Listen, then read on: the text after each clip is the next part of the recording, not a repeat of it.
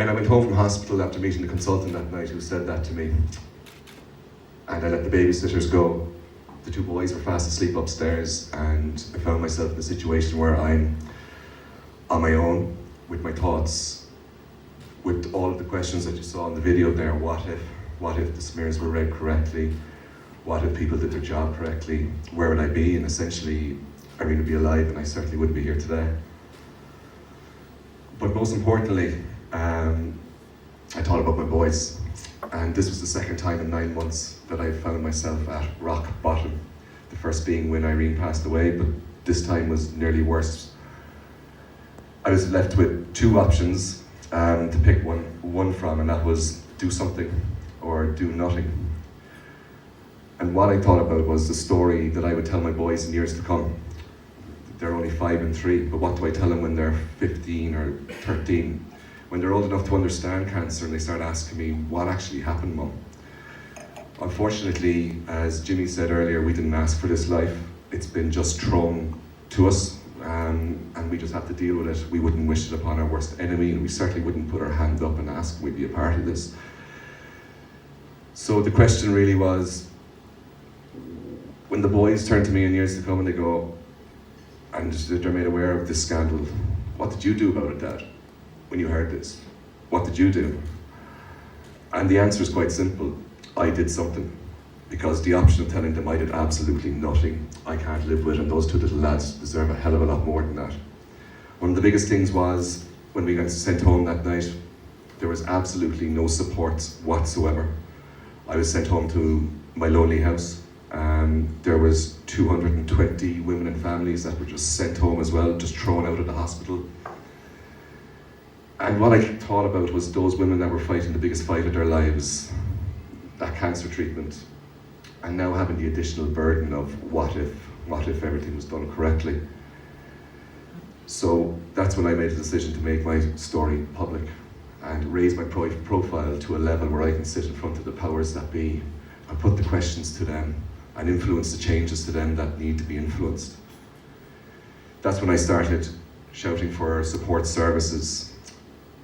That video with Ray Darcy was taken on a Tuesday, and I broke my story in the Sunday Times on the Sunday 2 days before that.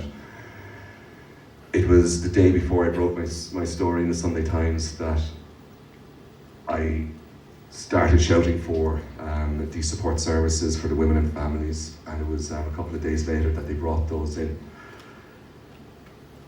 This Sunday, we launch a support group. We are after securing funding with the Department of Health for the next 3 years, and we've roped in the Marie Keating Foundation and the Irish Cancer Society to support all of these women and family.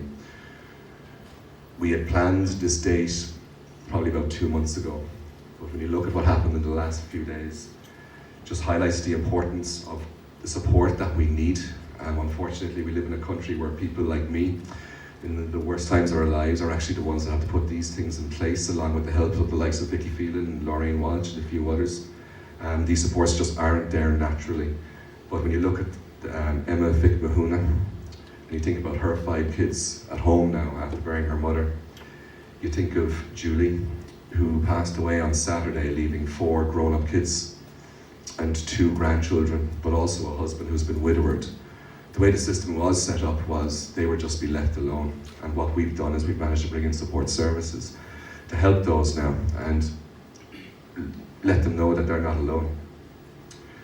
Doing something is the only option that we have, because doing nothing, no one will be looked after. The other side of this is getting the answers for the boys as well, and building on this story that I need to tell them in 10 years from now. And that is what actually happened here. And putting the pressures on the people to actually find out the information and find out what went wrong is the most important thing to me right now. Because it's not until you highlight the mistakes that have been made that you're actually in a position to fix them. And fixing this is the #1 priority for us, because there is absolutely no way I want more families 5-10 years from now being ripped apart like mine has. That is not an option, and that is certainly something that I'll be sharing with my boys in 10 years' time that I try to prevent. One of the biggest things that we've shone a light on is the importance of having a screening program.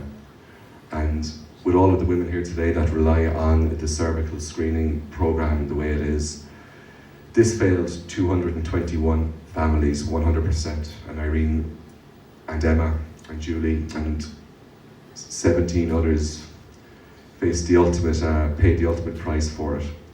But the screening program has also saved tens and thousands of women in its current format.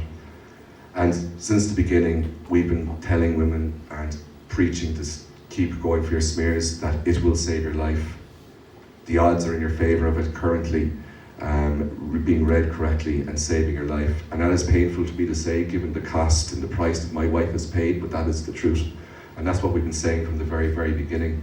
What we're battling for is to make this an even better screening program, and we know we can, and we're going to do it. And this time next year, with HPV screening brought in, we influenced that because that was years down the road, and that will make it better again. And also with the vaccinations, the preventive measures, that will also make it better. And that is the picture, that is the story that I need to tell my boys, because it's nothing else. I cannot just hand them a death certificate and paper clippings of a scandal. It has to be much more than that. And it's the change that we influenced and how we got up off the floor and we did something is the only way that we can do this. I'd like to thank Tatler for this award, but to be honest with you, I don't look at this as an achievement, because the price that I paid and my wife paid for it has been far too much. However, I do look at it as recognition that when I stood up off the floor back in May, I made a decision that I'd do something about this, that I chose the right path. And I'd like to thank Tatler Man very much for recognising that. It means an awful lot to me. With all that in mind, the two most important men in my life are Oscar and Noah, my two little boys. They're two of the bravest, strongest little guys you'll ever meet. They give me purpose, they keep me honest, they keep me focused. But every day since Irene passed away, they keep me moving one step at a time forward. And with that in mind, I'd like to dedicate this to the two bravest boys I know, Oscar and Noah. Thank you very much.